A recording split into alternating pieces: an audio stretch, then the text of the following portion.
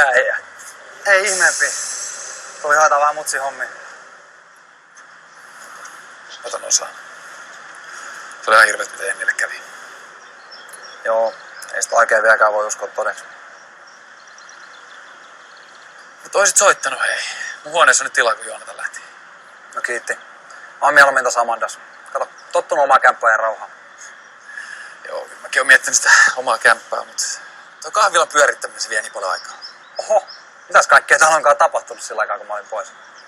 Mennäänkö tsekkaa sun mesta? Onko se mistään kotoisin? Mennään, tänne päin. Äijällä on vaan tukka lyhentynyt, muuten sama tyyppi.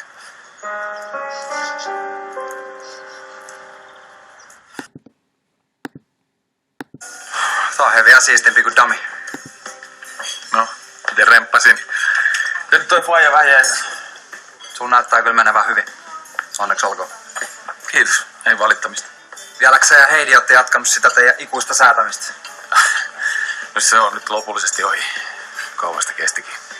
Ehkä ihan hyvä, että väliin kokeilette jotain muuta. Näin on. Mitäs sinne Oulu kuuluu?